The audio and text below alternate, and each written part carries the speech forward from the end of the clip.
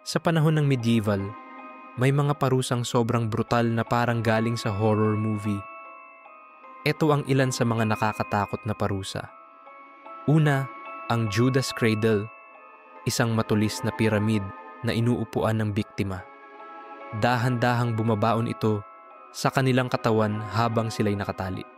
Ito ang sakit na walang katulad.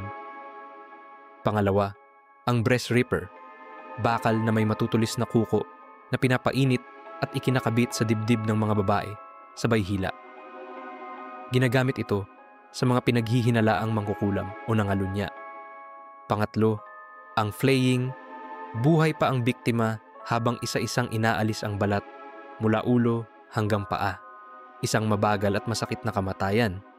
Pang-apat, ang crocodile tube, isang bakal na silindro na may mga spike sa loob. Ipinapasok ang biktima at unti-unting pinapainit hanggang sa sila'y mag-confess o mamatay. At ang panglima, ang impaling, isang matulis na kahoy na ipinapasok sa katawan ng biktima mula sa ibaba, palabas sa bibig o dibdib. Ginamit ito ni Vlad the Impaler para takutin ang kanyang mga kaaway. Kaya mo bang panoorin ang mga ganitong eksena?